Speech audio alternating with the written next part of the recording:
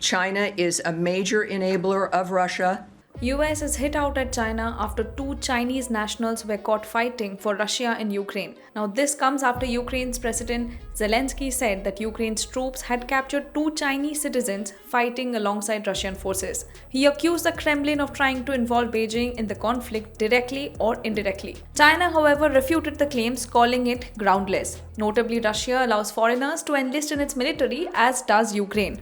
We have the documents of these prisoners, bank cards, and personal data, Zelensky said in a post that included a video of one of the alleged Chinese prisoners, apparently showing a captured soldier, his hands tied, speaking in Mandarin.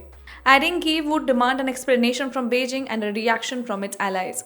The US State Department spokesperson reacted to this, saying, It's disturbing. It's disturbing with North Korea participating.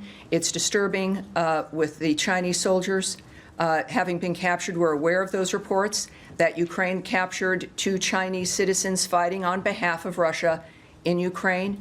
China is a major enabler of Russia in the war in Ukraine. China provides nearly 80% of the dual-use items Russia needs to sustain the war.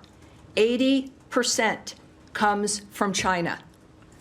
As President Trump has said, continued cooperation between these two nuclear powers will only further contribute to global instability and make the United States and other countries less safe, less secure, and less prosperous. I think that's an understatement. Reportedly, a few hundred Chinese nationals are thought to have traveled to fight as mercenaries with the Russian army, alongside others from Nepal and Central Asian countries. Russia's involvement of China, along with other countries, whether directly or indirectly in this war in Europe, is a clear signal that Putin intends to do anything but end the war. He is looking for ways to continue fighting, Zelensky wrote on social media. Responding to this, China said that it had always urged its citizens to stay away from all the areas of armed conflict and not become involved in any form.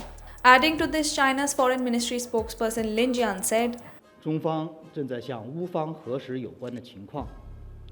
需要强调的是，中国政府始终要求本国公民远离武装冲突区域，避免以任何形式卷入武装冲突，尤其应避免参加任何一方的军事行动。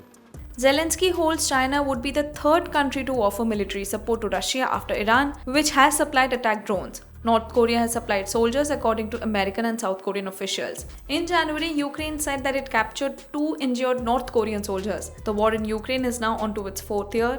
Around 20 people had been injured in 3 cities in Russian drone strikes overnight recently. Accusing Russia of bombing like crazy right now, Trump said, "I'm not happy with all the bombing that's going on in the last week or so." Moscow currently controls about 20% of Ukraine's territory, mostly in the east. Russia says that it's close to regaining full control of its western Kursk region after pushing Ukrainian forces from one of their last footholds there. Reportedly, China has provided strong diplomatic support for Russia since Moscow launched its full-scale invasion of its neighbor in February 2022. China has also offered an economic lifeline through the trade in energy and consumer goods. Meanwhile, Russia has effectively rejected a US proposal for an immediate and full 30-day halt in the fighting of Ukraine. The ceasefire talks between Russia and the US and Saudi Arabia did not result in any breakthrough, and the US and Russian delegates are set to talk on April 10th in Istanbul on restoring some of their embassy operations that have been drastically scaled down following Moscow's invasion of Ukraine.